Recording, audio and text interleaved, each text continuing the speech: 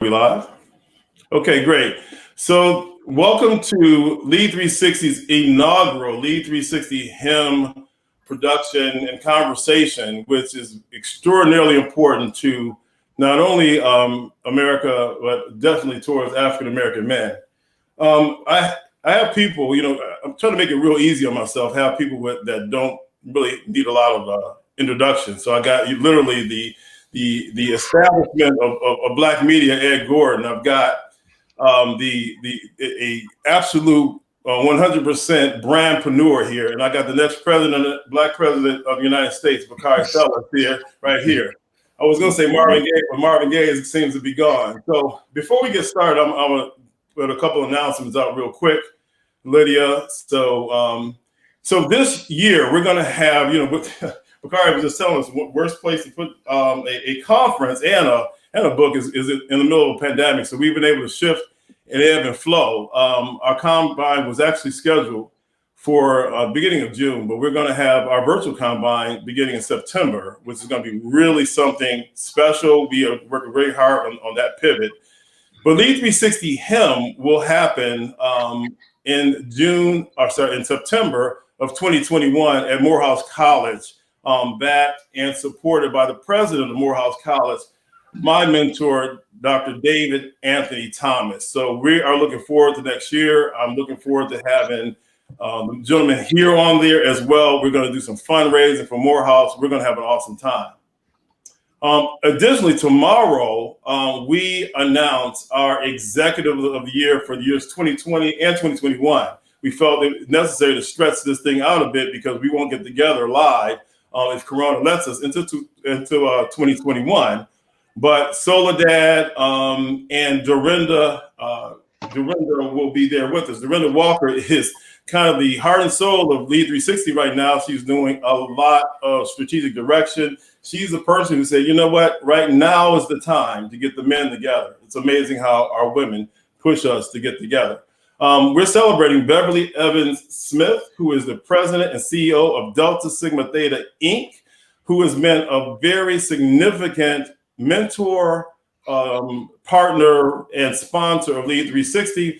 Plus, she's been doing some phenomenal things with the organization to push it to be the largest organization for Black women.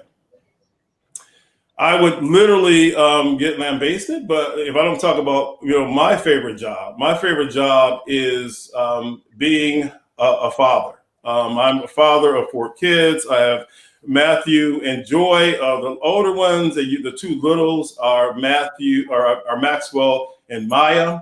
And behind, if you can see, the inspiration to it all is my father. You see in the shadows in the background, who passed 10 or more years ago. Who has been an absolute, the reason why I do whatever I do. Ever since he's put me in front of the church Sunday school, I've been speaking, talking, and getting people together.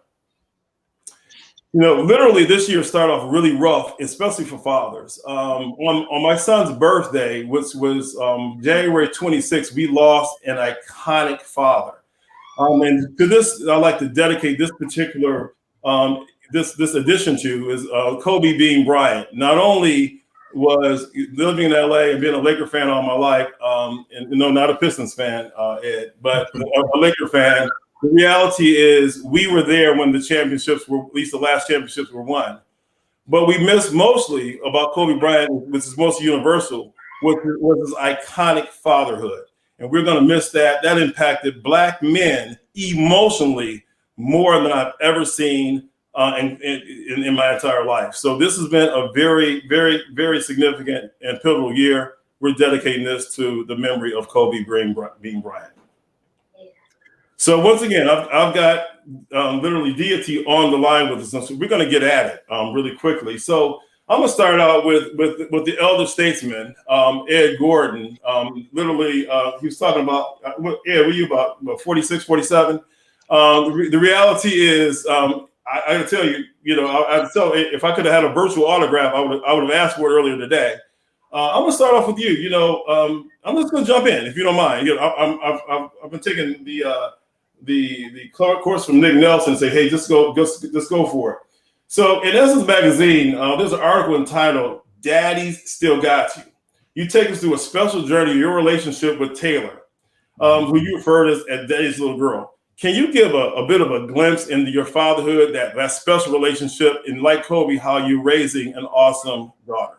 Sure. Let me first say thank you for the invitation, and proud to be with these two brothers who I have the pleasure of knowing, and knowing their character as fathers. And I think you're right. It is your most important job. You know, from the time I was little, I always thought about having kids. And then when the time came, I always in my mind envisioned having a boy.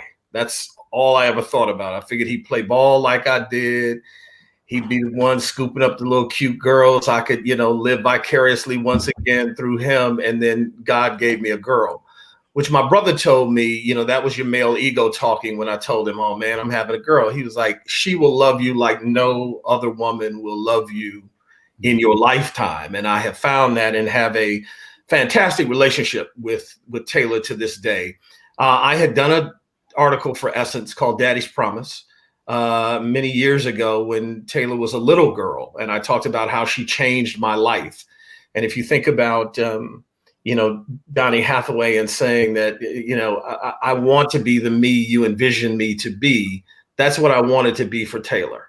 And 10 years later, Essence reached out to me and said, give us an update of where you are. So Taylor's a grown woman now. She is 25 years old, out in Los Angeles, California, working in marketing. But, nothing has changed, really. She is still daddy's little girl for me. And I have told her from day one, I don't care how old you get, as long as I got some breath, if something's wrong, I'm rolling up in there. And so I think that what we've tried to say through the initiative we created, Daddy's Promise, with that article, and what I've tried to live as a father, is the idea that, you have to allow them to walk their path, our children, but they just need to know that we are there. And so we put together a pledge that we've asked fathers to give to their children. And it is simply just knowing that we're there. Too often, particularly for African-American men, we haven't always been there. We're not nearly as bad as the media suggests, but it's important that we start to change the narrative, give our own stories, and let the world know that we are there for our families and our children. Absolutely. So one of the things, and we'll kind of dive in this a little bit more, but, how is the conversation when she's 9 years old different than when she's 25? How did that change? 9 is a pivotal year. Pastor Keith Battle talks about 9 years old is the most pivotal year for a child in their development. How does that conversation change from when she's 9 versus today? Well, I think your conversation changes when your children begin to grow, in the sense that they know that you are now human, mm-hmm. and you are error-filled at times. I told her from when she was little, Daddy will make mistakes with you, but please know those mistakes are based in my attempt at being the best I can be and give you the best advice, albeit wrong sometimes, that I have the ability to give you then. And so, when she was 9, I was still Superman to her. At 25, you're supplanted by a boyfriend and a career and all the other things that come along with it. But as I said, man, I think the most important thing for us to do is to continue to let people know that we are there for you, no matter what. I lost my father at 11. Mm-hmm. But I knew from then on that the mark he made on me, because I always knew he was there for me, was indelible and has lasted to this day. And so I just want us all to think about the importance of the stamp that we leave on not just our children, but the children that surround our children, because that sense of village and family is real. I mean, I've got kids that I call my might as well be daughters. It was Taylor's little circle. And I mean that. They might as well be. The only thing that, changes is the blood test, but everything else, and they know it. And I love them, in the same way I would love if they were truly my daughters. And so I just think we need to get back to that sense of real family. Real family. Absolutely. Nick, your son is amazing. Thank you very much, Ed, for that. Your son is amazing. Quinn actually took a shot about 3 or 4 years ago of doing a promo for LEAD360, which was absolutely awesome. It was a tear-jerking moment. If we had video, we would show it right now. We definitely will show it as we remaster this particular program. Yeah. He's close to daddy. He's really, like I said, you're a person that you guys are tactile. You talk to him, that whole 9 yards. How do you prepare him for this stuff that's going on right now? I prepare him by just having real conversation with him. He's 12 right now. So the thing about 12 is that 12 is still cute, but he's 2 years away from being a danger, right? And so this has been great training ground just in terms of just real conversation. He's not so young where he can't understand. He understands about racism. He understands that he is a Black boy, right? He's still trying to figure all of this out, because it is a lot. But the good thing about it here is he has me, but he also has his mom as well. And we both make it a point to educate in our ways, right? In our unique voices in terms of just what it means. Letting him know, this is where we're at right now in society. We watch the news together. We're watching CNN together, we are seeing what the latest events are together. We're seeing and learning and growing. And as we see things from the, boycott, we try to, even educate that. Like I walked downstairs, man, a couple of nights ago, and my wife had my son watching Eyes on the Prize. Like literally, she went back to Eyes on the Prize, brother. I was like, he was like, Dad, she got me watching. I was like, hey, bro, but this is real. Like seriously, it's never too early to educate in terms of this is the same things we've been fighting for, all the way then are the same things we're fighting for now, right? Yeah. And so he has to understand that this is a struggle that is to be continued, and that right now we're at an intersection where Black people, we've just had enough. This is enough, right? Yeah. And he is at a pivotal moment, and it's one of those things, man, where it's like you have the intersection of a virus, a financial crisis, and now this. It's just an explosion. We can't take anymore, right? And so sitting down and having these conversations is not easy. And the funny thing, man, is that I have some non-African American colleagues, and they'll say, well, Nick, well, what can we do, and how can we be a part, and what can we do? And the thing that I tell them is that, hey, just be a voice of reason in the rooms that you're in that we are not in, right? Because all of that helps in terms of changing the narrative and changing perspective.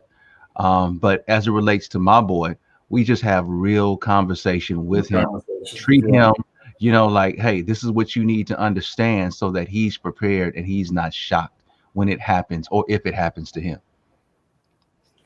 Yeah, that's awesome. So, literally that hits home, and I'm kind of taking notes of things. I literally, with my 9-year-old, with Maxwell, and then with Matthew, who's 24.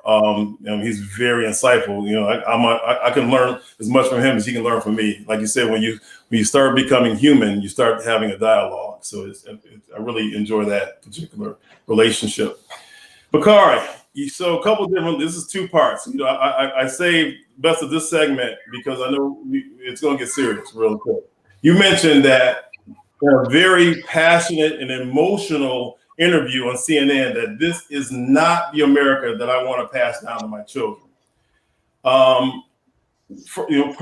one of the question really is, one, you can maybe take us on your journey. You have a 15-year-old daughter, and you have twins, and maybe could take you on the fatherhood journey. And then secondly, tell us about that last statement, because you've been able to weather a lot of storms right now. So well, first of all, you're going to hear my 4.5-pound Yorkie in the background. anybody can come pick him up whenever they want to. He's the only other man in the house, so he lets his voice often. My twins are in the kitchen now. I have 17-month-old twins. One is named Stokely after Stokely Carmichael, and the other is Sadie. My journey is a bit unique to fatherhood. My daughter is 15 years old, and she her dad came to pick her up yesterday for Father's Day. We have one of those new American families that you just kind of you just add water and it just grows. And a part of me maturing in my manhood was understanding how to work within a blended family first, and understanding that I'm a bonus dad, and understanding that I could not replace what Vince does for his daughter, but being there to supplement and be a father in my place and in my role. And Vince and I have a great relationship, a mutual respect. And that's where it started, and how to raise a girl. And I say she's so lucky because she got 2 of us. We don't run off a couple of boyfriends already. Vince is 6'7", I'm 6'5". I mean, we are a formidable force with these little. Right. But with my twins, my family's been through a lot, and it's something that I write about. It's something that I talk about, from my wife nearly dying and her giving birth January last year. African American female mortality is a very serious issue. It's literally my #1 political issue right now. Having to be her advocate, and having to be somebody who speaks loudly for her. And so that was first, being her partner. #2 is my daughter got diagnosed. The baby running the family got diagnosed with biliary atresia last year, so she had to get a liver transplant last year. She got a liver transplant September 1st of last year. And so just going through those things, you truly find out what it means to be a man. For me, and I still may have, these gentlemen may correct me, but for me, the definition of being a man is being there for your wife and being a father for your children, period. And the emotions that come along with that. And so I don't, my statement is rooted in a truth. My father, as Ed knows extremely well, my father was shot February 8th of 1968. I'm a child of the movement. And he was imprisoned. And my dad was in prison while my sister was born. All of our names are Swahili. Bakari means noble promise. My sister's name is Nosizwe Abademe. And Abademe means born while father's away. She was literally born while my father, the first time she saw him, they were on the prison yard. My mom took her to see him.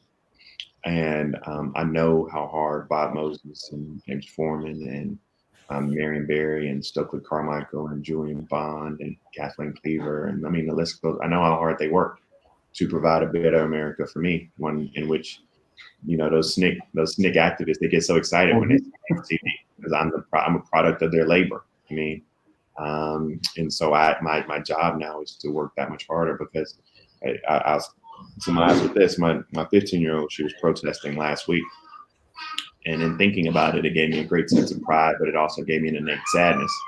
The sadness was rooted in the fact that the pride was rooted in the fact that I'm a child of the movement, and here my daughter is out here protesting as well, right? The sadness is that as you hear Stokely yelling in the background, the sadness is that my daughter at 15, she still has to go out and reaffirm that her life matters in the streets of this country. And why can't my daughter be like Barron Trump and just be, 15? Why can't she just want to go to the movies and chill out and eat ices? Why does she have to go out and paint signs that says that her life matters? And, she does the same things at her schools. She is very active and very conscious and very, very aware. And she's very unapologetic in her Blackness. But at what point will our kids stop having to reaffirm their Blackness and stop having to reaffirm that their life matters? Only then can we say we left them a better country. Absolutely. So Ed, you talked on an interview with Sway that we spent a lot of time kind of asking for acceptance. We spent a lot of time in town halls and meetings, and we made a lot. We are now working with corporations and looking at the donations and trying to make sure we can play a part of that role. At what point in time do we move from the begging to the action? Is the question. Well, I think the The question for me is, when are we going to put into action a lot of what we talk about? Yeah. Right. As being the elder statesman in this, I've been sitting through this a lot longer. I can't tell you how many town hall meetings. I can't tell you how many of these proclamations we've made about what we're doing. Let me answer this away from the corporation first, and then I'll come back. Just want to hit on just a couple of things that each one of them said. You know, Nick said that 12 is still cute, but he'll be 14 soon. But I remind us all that Tamir Rice was 12. You see, to the world, our 12 is not cute to them. Yeah. You know, these are grown men to them. These are threats to them, no matter what the age. You know, the sense of blended family. I too have one of those, and the idea, and I said it when we started out, the idea of us being family. You know, Bakari talked about, you know, those brothers in the 60s and the early 70s who were out there. There was a real sense of, and I don't romanticize it, but there was a real sense of family within our community. You know, the sense of brother wasn't just colloquialism. It was a real sense of connection. And I want us to find that and get it back. But what I want us to use in this period is to see for us the sense of urgency we have in this period of time and what we as a people have to do to move it forward. Yeah, white folk need to do some things. They're the ones that need to worry about eradication of racism. You don't ask the oppressed to get rid of what you're oppressing us with. It's been our onus, it's been our burden, but it's up to them to eliminate it. But for me, this sense of us taking it seriously, and, you know, when they said they were pulling Aunt Jemima off the box today, that was cool and it's needed. But the response of that was far greater on social media than I see with the things that are really going to make the difference. So we need to start to really prioritize what we're dealing with, what we're speaking to, and make sure that to all of our points, we hand over to our children a better world for Black folks. And so, you know, no more of this, prophesizing to folk about what we're going to do and complain. It's time. These young people, I salute them, man, because they're like, no, we're not going to follow that plan. You all had it. You've done it. We're about to make change. My daughter, Bakari, has been out in the streets as well. You know, my stepson was driving people to and from the marches in Chicago. I mean, it's an amazing time. We cannot drop the ball. It isn't about a cat like me who'll be 60 in August. It really is about the people, you know, behind me, and that includes all of our children. I want to say first, one, you're barely the elder statesman. I'm pushing 60 myself. So the reality is that's very much where we need to go. I was on a call today with a couple of my fraternity chapter brothers who are putting together a community service project. And we actually started that chapter so that, you know, we're the old guys. Okay. And before this conversation, I was kind of concerned about the next generation. And they got on this call with Brother Buford and Brother Stokes got on the call and ran it and literally got things going. It was just 3 or 4 of us on this call. And they were very serious about everything that they did. What made me feel like, wow, you know what? We are in good hands. This last several weeks says we're in good hands. I know one of the things that Bakari talks about, and I'm gonna ask you to chime on this, Nick, is there is a disconnect. There has been a disconnect between generations, okay? There was a generation that says, okay, we're gonna hide these things from our kids. I mean, there was a time that we didn't let our kid watch Blackish for a minute because he was so young. Well, we didn't want him taking the words to school. But the reality is, like, it's time. You gotta dig in. So we were doing some things. And one thing I noticed about Bakari gets nice and agitated at the old way of doing things because there's a new generation of movement and moving things ahead. How do we help? And I'm throwing this up. This is a toss up. How do we help support that next generation to movement without being in their way? Well, I mean, the easy thing is you get out the way. I mean, that's the first thing. I mean, protest is messy. I tell young people all the time, man, you don't ask for permission, you ask for forgiveness.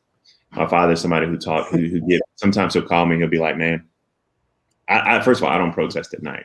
That's a self. My dad was shot at night, and we don't go outside. My father would always tell me, one day called me, he was like, man, you friends with DeRay, right? I said, I'm friends with DeRay. He said, call him up. This was during the Alton Sterling down in Baton Rouge, when the first time that that BLM and a lot of young folks started blocking highways.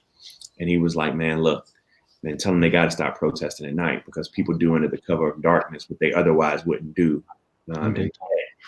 And I thought about it. I told Ray, I was like, my father and a lot of those the OGs are concerned about y'all protesting at night. But other than that, other than giving a little, some wise words of wisdom and sharing their stories, they understand it's not their movement. And it's okay to support, and they give all the support. What we have to realize, though, is that, and I say this with a lot of respect, and it's kind of weird where I got this from, but especially if you go down south and you count 10 black folk above the age of like 65, all 10 of those black folk will tell you how they marched with King when less than one of them was actually there. If that. Exactly. Like, the movement wasn't a whole bunch of people. It was a very lonely. Ain't nobody want to work for SNCC for $8 a week. Nobody wanted to do that. And so, and I read Condoleezza Rice's autobiography, which is illuminating, because I think she's one of the most brilliant elected officials or political figures we've ever had. I couldn't disagree with her politics more, but she's utterly brilliant. Her parents, she's from Birmingham, Alabama, and her dad was in the ministry, and they just refused to allow them to participate in anything that came through Alabama. They weren't the only black parents that thought that way. They despised when King came to town. They hated it because it upended their way of life. They rejected that entire notion, that sense of comfortability they had. And so I say all of that to say that this new generation is going to be just fine. They're going to be the ones who lead us to the types of change we want to see. I encourage older folk, not Ed per se, but people in Ed's generation and older, to share their stories and their wisdom. There's so many young, the Stead Herndons, the Aaron Haynes, the Jason Johnsons, the Michael Harriets, all of these young reporters who I know that Ed talks to and Ed knows, but this is the next generation of journalists who are sharing our story. No matter what your profession is, I would always encourage you to write your story down and write your voices down so that we have something to learn from, and give us those tools and then get out the way. So, Nick Nelson, tell us about your dad. I mean, he was very significant and successful. He hung out with an old brother by the name of William Picard. And Bill Picard was telling me something about your dad that you didn't kind of brag on until I had to go back and start researching. Tell us a little bit about your dad and how he's influenced how you do things. Your definitely crazy approach to getting things done well. So tell me about that. Yeah, my father, he started one of the first African-American studies programs in the country at Ohio State University. And he did it at a time where there was a lot of unrest on campus. A lot of the African-American students didn't feel that they were heard. And there was this movement in terms of pro-Black, but it was a lot of people in dashikis and emblems and things of that nature. My old man did his politics. He was all the way pro-Black, all the way Black, but he did his in a 4-piece suit, my brother. A 4-piece. Okay. He did it, and he was very political in terms of that. And he was very active in the community and an active voice for helping students on campus to accelerate, to understand and go through that, not only that study, but also to obtain PhDs, because he saw that there was a lot of discrimination even around that capacity. So what I learned from him was just how to be political, but to be active at the same time. Everybody can't be out there, or everybody even shouldn't be out there marching on the streets. You got to have people in other areas that are serving and are doing that. Just because you don't see a person out there on the streets marching or what have you does not mean they're not doing their fair share to assist. Everybody has a role to play. So that's the thing that he taught me, was that everybody has a role to play, and that civil rights and activism and obtaining rights for Black folk happens at multiple facets. You have to have many different people in many different situations in the room to make that happen. And so that's what I learned from my father with that. So, it's interesting that I'm looking at the people on the phone here, and I know it's a commonality. So, Bakari Sellers, is Uncle Stokely Carmichael. And you talk about your father being in extraordinarily active in politics and getting shot in what's called the Orangeburg Massacre. I really want you to go a little deeper in that Orangeburg Massacre piece. And the reality, I see that type of lineage there. You've heard we've got a gold medal long jumper and a father here in Ed Gordon's dad. We've got somebody who started an entire program at the Ohio State University and led kind of the revolution around there in terms of intellectual stimulation. Even when I look over at people like Beverly Evans Smith, their parents were doing significant civil rights movement. And we look at a lot of people who have that, what I call that Michael Jordan, Kobe Bryant approach to leading things and making things better. That whole idea that where everybody else is asleep, we're still up. We're still pushing this thing ahead. The single most commonality I see is the strong fathers that you guys have had impressing upon you, knowing that you're there. Even though your father died in 1971, his impact lasts through right now in this moment. My father died in 2007, but he was raised not far from your dad. My dad was in Mount Bayou, Mississippi, not Mount Bayou, but down in the Delta. Where they pick cotton, and we got to steal some of the cotton there. And I actually represent him here. That fatherhood that my father instilled in us and my brother Anthony definitely impacted our fatherhood and impacts our work ethic. So the question I have is, could fatherhood, when we look at everything that's going on, could fatherhood be the single most ingredient for the success of Black America in general? No. I look at it differently. I mean, so I'm gonna let my answer to that question is no, but I'm gonna let my brother go ahead and chime in as to why he looks at it differently. I look at it differently. So it's not about fatherhood being success, because fatherhood alone doesn't make it a success, right? Fatherhood is one of those things where we do the best that we can, but we are imperfect. We're going to make mistakes. We always make mistakes, right? But it's about having the framework of is there truth, is there love, and is there compassion? The thing that I hear so much is that, as fathers, we don't feel, right? We don't show our feelings. We teach, our boys not to cry. We don't communicate. We don't talk.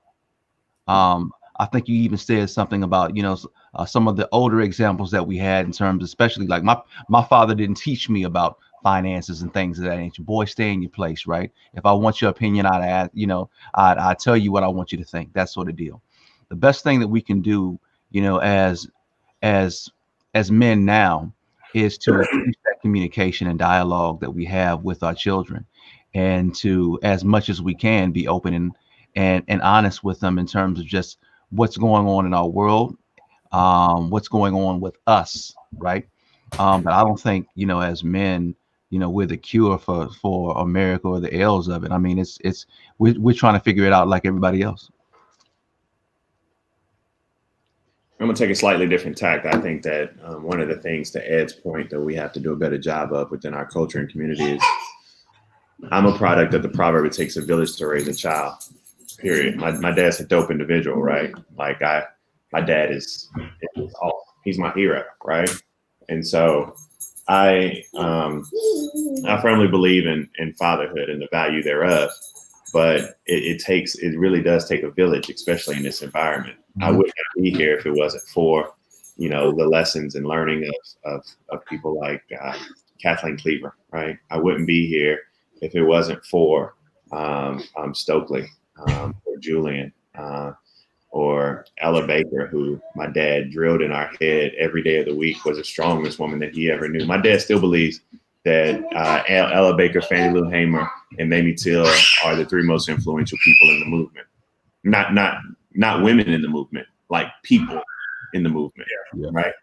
And so I am I'm kind of in Ed's camp. I believe in stating that it's not fatherhood is huge, but we have to have a village. And on a day like today, when I think about my good friend Clemente Pinckney, it's 5 years since he died. That his daughters won't have a father, and we have to provide that village for his children to still succeed. And I would say, I would echo that in the sense of, when my father passed away when I was 11, he died suddenly of a heart attack. There was a man down the street, 2 houses down, that really filled a void for me. And as I said, I'll be 60 in August. I still call him Mr. Hudson. I've never called him Fred. There's a deference that I give to him. I don't think I would have been a wayward child without him in my life, but I would not have become the man I became had he not been a part of my life. As I mentioned, I think that there is a place for mothers, fathers, sisters, brothers, friends, aunties, big mama, the whole nine. One isn't any more important than the other, but I do encourage men to find the role of manhood, and it doesn't have to be the toxic masculinity that, for too long we embraced as men. We're starting to change that, but I also think there is a real sense of manhood that is strong that women don't necessarily have, as we don't have some of the attributes they have. I think about my father. He was one of those no joke cats, right? He took no quarters. He went to the University of Iowa and demanded of them. He said, if you want me, he was in the long jump, if you want me to jump on Saturday, either you're staying in the same, this is when you had segregated hotels. He said, either I'm staying where you stay or you're staying where I stay, or I don't jump on Saturday. We need to know that these lessons, this Kaepernick, the Ali, my father, these lessons have been going on for a long time. We need to pass them on, see what works, and make sure that we continue to be the strong Black men that we've been since the day we were brought here in chains. There is a role for the strong Black male. Doesn't mean that you're dominant, doesn't mean that you don't have emotion or fear or concern, but there is a sense of that strength that has kept us. And I think that there is a sense of being a father where you want your family. And I don't know, maybe this is old school. If it is, I'm staying with it. You want your family to look to you, to be that model of strength. Your wife is going to provide strength as well, but you're going to provide a certain strength that men bring, and it's not just physical. That I think it's important, and I think we lost that at times along the way. I talked to some young cats, and I'm like, really, dude? That's where you're going to settle? That's your thinking? We've lost that along the way, and I think we need to get it back. And for brothers like us, I think it's imperative for us to make sure that we continue to teach those lessons. Absolutely. Lydia, you said you had mentioned that there are a couple questions and comments that are coming in either from Facebook Live or Twitter Live. Okay, great. So from Georgia Steele, that's one of the strongest names I've ever heard, Georgia Steele. My young man is 14, but looks like he's an 18-year-old. We've had the talk and have had to have a more intentional conversation with him more recently. My son's question to me is, why do you need to tell me how to act when a person's trained in carrying a firearm is one who should be informed / trained of how to interact with me? So the thing about it here is that we all bring bias to the table, right? We all have different experiences, and we carry those biases wherever we go. And unfortunately, some of those biases are carried over into those individuals that interact with us within the police force. The same thing can be said within the medical profession in terms of how we as African Americans don't get equal treatment within hospitals and things of that nature. So bias is a real thing. Our backgrounds and experiences are a real thing. And if a person brings that with them, not only are they bringing that firearm, but they're bringing the bias that they've carried, that they've learned from their fathers or their from their background with them into that situation also. So it's interesting that me last week to give me some advice after George Floyd on how to interact with law enforcement. And my mom was born in 1951. I'm a 35-year-old grown man. And I took that advice to heart because she was concerned and worried. And she knows I'm out here in these streets. And she knows I talk cash money trash like my daddy did. So she like, be careful when you go out here. Mm-hmm. I would always say, a lot of your son and his view is a youthful naivete. That's weird for me to say at 35, but he's listening. He is listening. Tell him to make sure that he don't pull over in darkness. Tell him to make sure he dials 911 when the police are behind him, and make sure he goes to a well-lit area. Make sure if he and somebody else, they record their interactions. Make sure he knows what his rights are. So you just keep talking to him. I mean, a lot of it's bravado, a lot of it's naivete, but it's necessary. And as grown as I am right now, when my mama calls me concerned because she saw 8 minutes and 46 seconds of George Floyd being killed on TV, she's right. And I still listen, and your son will still listen to you. And he's right in asking his mother, why do you have to? But I would simply tell him that there is what should be and what is. And what is makes me have to tell you, right, boy, this is how you better be, because I want you to come home tonight, period. Yeah. So one of the things that we see, and this is really more about the movement than just the fatherhood piece, is we see a sea of diversity as we look at these protests. I'm talking about the daytime protests. I'm not talking about the sea of diversity at the nighttime protests. The daytime protests. What do we make of that? Sometimes I see more cream than coffee in a lot of these protests. Is this something that we should be excited about? Is it something that we should be encouraged about? Is it something that should we be concerned about? I think all of the above, right? I'm encouraged that there are some white folk out there who have altruistic reasons for being there, and they have seen the light and they want to, I hate the term be allies, but be allies since everybody seems to love that term right now. I think that there are those who are taking advantage of the situation, just spray painting BLM on a building, but have no concern about Black people at all. And have co-opted what this movement is about. And I also think that there are those who are simply there because it's trendy and it's the thing to do.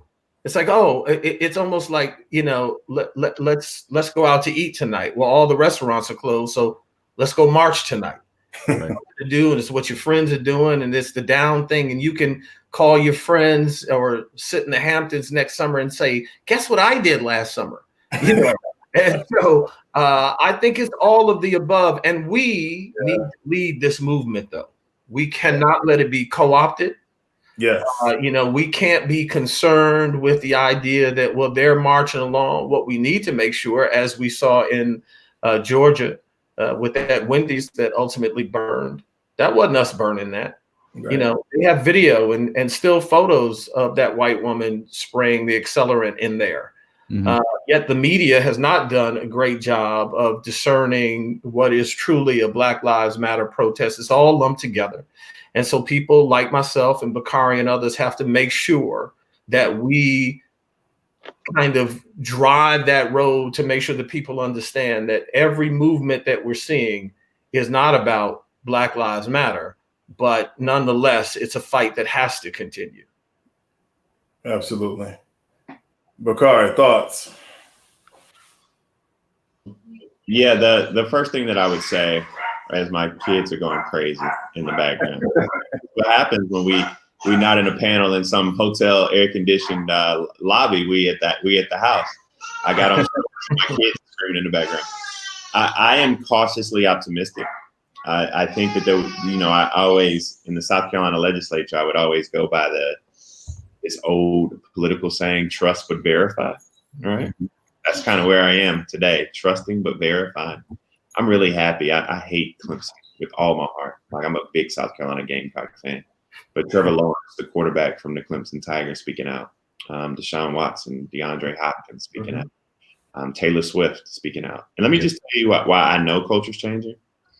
Because NASCAR, I'm a NASCAR guy.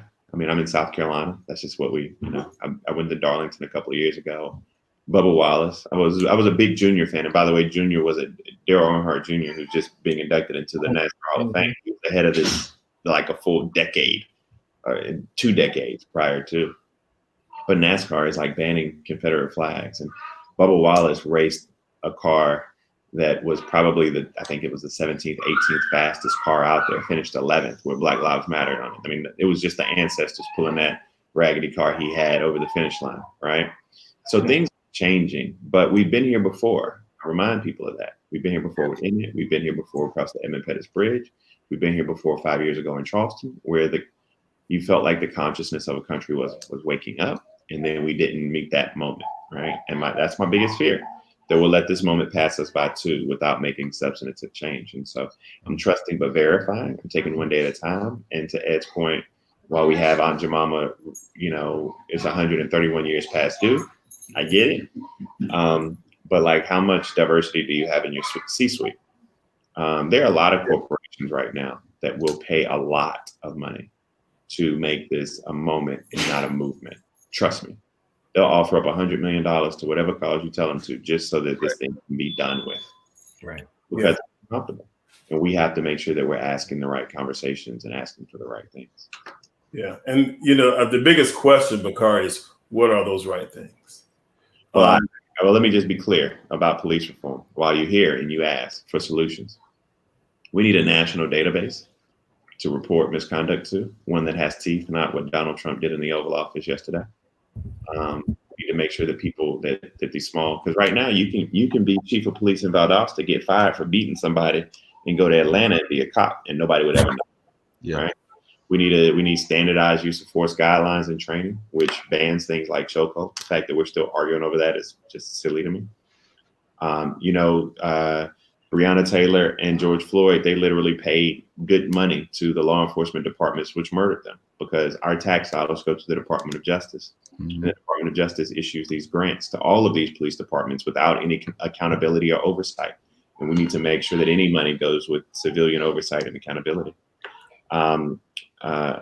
I think that there is so much we can do along the lines if we really, and federally, if we really put our heads down. And a lot of these things are going to happen on the state and local level, and we just need to be there. To everybody who's watching, I don't know how many people we have watching or where they're watching from.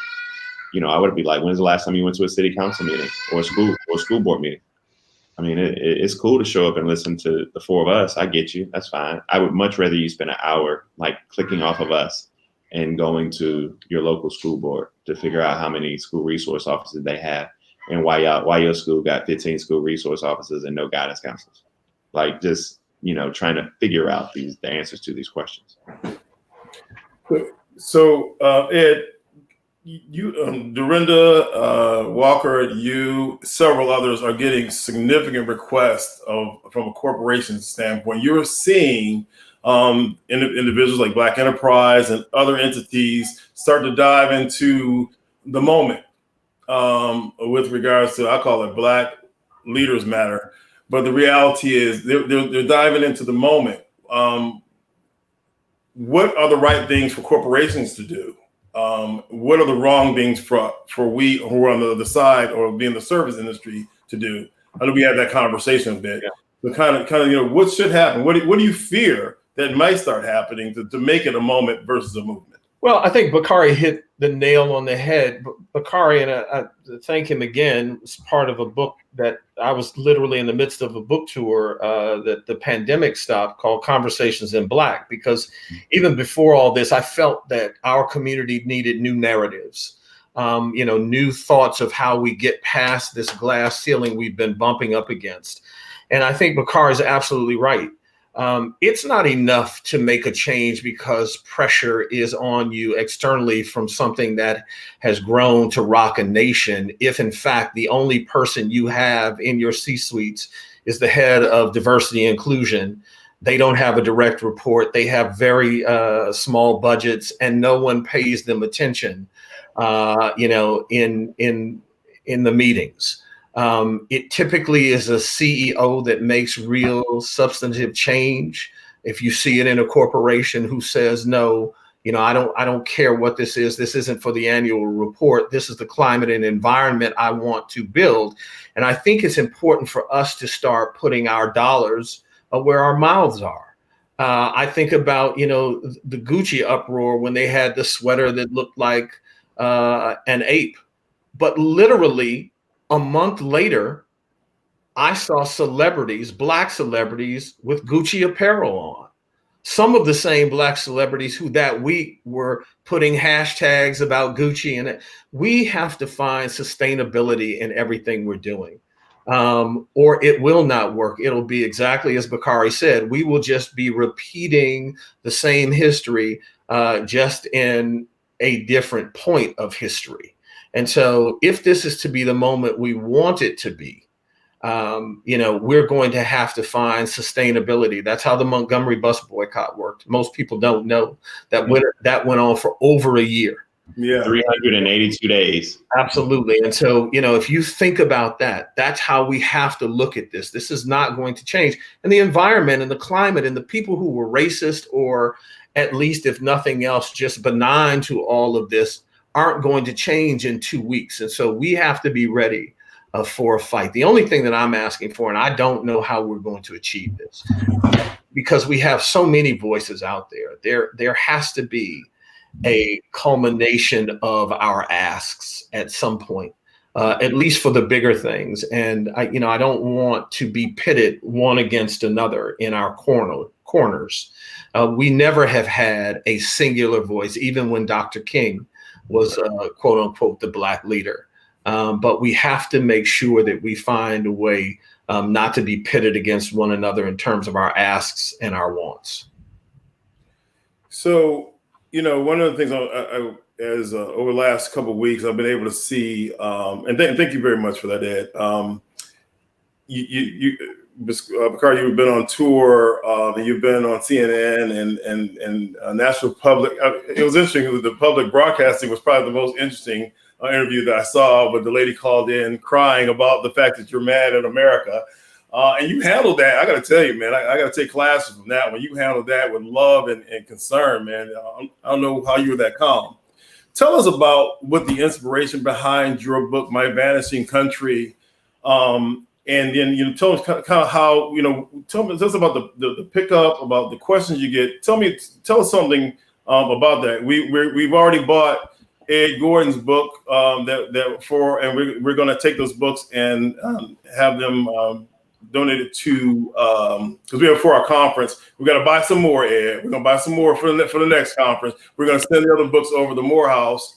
The same thing with Bakari's book. We're going to purchase and have them sent to wherever he wants them to go, because this knowledge has to get out there. We have to be the conduit for that. So tell us a bit about that after I just pause for a second. No, you never want a book to come out during the middle of a pandemic. Ed can speak to that. But I think that both of our books are evergreen, and that's a testament to the writing, but it's also a testament to the tragedy that is America, right? We're going to always be talking about these systemic injustices, and whether or not it was Ahmaud, Breonna, Brooks, or George Floyd, it would have been other names that we would be calling out. My book was extremely hard to write, though, or to get written. Let me say that, because I got turned down over 20 times from different publishers. It's Tracy Sherrod, who's a Black woman who was over the Homicide imprint at HarperCollins, to give me a chance. But I'm so blessed because I can tell people that I share a label, and I call it a label just because it makes me feel like I'm in the industry, right? So I share a label with Zora Neale Hurston and 50 Cent. Now I don't know who Ed's book's with. I got it over there. I got to go look at the back of it. But y'all ain't got that a degree of difference from Zora to 50. But no, I'm very fortunate to be able to speak my truth. My camera went black like at the top of the hour because my publisher called, because as Ed knows, the list comes out today, and for the third straight week, we were able to be on the New York Times bestsellers list. So we're 14th this week, and I don't care where we are. If we own it, I just count it as blessings. And let me just tell you why, though, Winston, just so you're aware, it was so hard to get this opportunity. And if books like mine and Ed's are able to do well in the same lineage of people like Mark Lamont Hill's book or Michael Eric Dyson's book, then there'll be more Black folk who get an opportunity to write. And there'll be more people, young people, who get a chance to tell their stories. And so that's why I put a lot of pressure on myself for it to do well. And I'm just excited about how far we've come in this process. And I'm thankful that you all will be purchasing books and giving them out. It's gotten great reviews, and I'm just happy to be able to share my story and look forward to the next books I'm able to write. Yeah. Ed, Conversations in Black. Tell us about it. As I said, I wanted to talk about new narratives that I thought we needed. And so I literally had the idea and started interviewing people back in 2012. Got a TV project and had to shelve that. And then I looked at the world and I said, let me restart this. So I talked to over 40 of our best and brightest leaders and influencers. Each chapter is a different topic. And it reads as if we were all literally having a conversation in the same room. And I was the only person who held the conversations with folks. But I thought about, normally we have these kinds of discussions we're having here by ourselves, and we aren't able to share what is often more candid than when we're on the air. And I wanted to try to find a way to do that. So the book runs the gamut. We talk about literally the state of Black America, to our images in the media, to education, employment. We've got a chapter called Black Girl Magic. We look at the state and plight of Black men. And, being a Piston fan, I was never a big Kobe Bryant fan, except for the knowledge that he was one of the greatest players. Mm-hmm. I had one encounter with Kobe, surprisingly, for all of the people I've been able to interview. And I was trying to get an interview with him, and that didn't go well. So that, coupled with being a Piston fan, I was like, skip that dude. But then I had a newfound respect when I saw the kind of father he was. Yeah. I always respected his ability and skill, but once I saw the kind of father he was, and the growth of his manhood beyond just the fatherhood, I became a huge fan. And I think that it's important for us to, and I can say this without hesitation, both of my co-panelists here have always answered a call if I reach out to them. Yeah. It's important for us to feel like we are truly in a brotherhood, and not just on a stage, or when, if Nick calls, and he called me recently and say, hey, Ed, I need you to do X. I was like, cool, what day, what time? I had to tell myself that Bakari was not a peer, because in my head, I'm still like 35.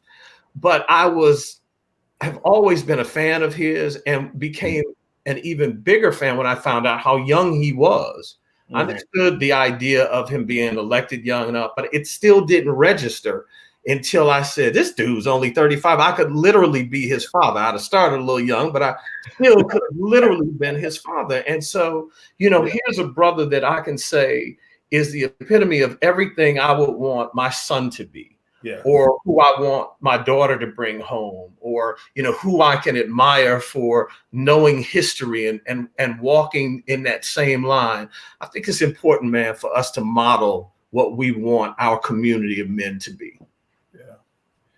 So, Nick, that's huge. You'll see that and replayed and remastered, because that was absolutely huge. Nick, speaking of that, you really dovetailed into kind of the conclusion of this conversation. There are only certain people that will actually pick the phone up and call you back when you're trying to build something. And I think that one of the challenges and one of the things I would encourage Black men to do with each other is make sure you're that mentor, you're the person answering that call. Every time I call Jesse Tyson, former CEO of Black NBA Association, he calls me back and he supports what we're doing. Every freaking time.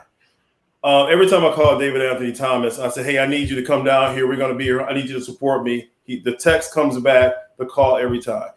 Every time I call Nick F. Nelson and say, dude, man, I don't know what I'm doing in front of a camera, but hell, I need you to help me. He pushes me out there. Coaches, I hate to have you can have a younger brother become a mentor, because this brother is 10 years younger than I am, but then a mentor, and pushes out and answers the call every time. So, and being the brandpreneur, he's not just for me.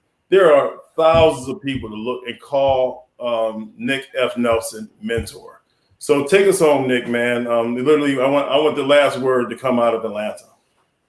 I think as men, especially Black men, we have to, you and I, Eric, we share the same fraternity, right? Yeah. The greatest one on earth, by the way. But But by us being Black men, we are also in a fraternity of individuals that have shared experiences, both good and bad. It is an awesome privilege. I look at being a Black man as an awesome privilege, in terms of we have the ability to shape and mold, and we have, if you look over history, we've shaped and molded, generations. We hold all of that on our back. We have the influence, we have the swagger, we have the look, the style, the presence, right? The thing that we need to begin doing is having more conversations like this, right? When I say that, I hear far too often that, guys don't talk. We as men don't talk. We'll talk about everything. We'll talk about sports. We'll talk about the ladies, but we're not talking about subjects that are imperative for the building of our families, the building of ourselves, the building of this country, right? And the thing that I'm encouraged by is that, especially as I see younger brothers, they're having these conversations. They are. I'm starting to see more men doing that. We have something here in Atlanta called the Black Man Lab, that on a weekly basis, you have brothers that are talking to other brothers and building them up and teaching them. And if you didn't have a father figure, well, you have one now. I think we're starting to see more and more of that in terms of the imperativeness of that. And I think that this movement, hopefully not a moment, but this movement is giving us it's giving us the opportunity, and it's giving us the reason and even the motivation to let our voice be heard even more, right? Because it really is about our voices, our collective voices, educating, asking, even demanding that we be heard and that we have a seat at the table. That's going to make all the difference in the world, my brother. Absolutely. Gentlemen, thank you guys very, very much. I look forward to more. We talk about that we have to get together and talk and do these things more. Next September, I'm hoping we're all in the house. We're all at the house, more house. We go there because we figure we can get Bakari to come back and hang out at the alma mater and things of that nature. My wife don't let me come to Atlanta by myself, so I'll be there, but I'm going to have a wife and kids. Absolutely. So we'll see you guys we continue this conversation. These will happen on a quarterly basis, but the bottom line with different characters here and different leaders. But thank you guys very much. I feel honored to be in the room with you cats. If you guys can all send your cyber autographs to me, I'll take those and I'll show my son Maxwell and Matthew about how awesome Black men can be. Thank you guys very much from LEAD360. You guys have an awesome evening. Take care. All right, my brother.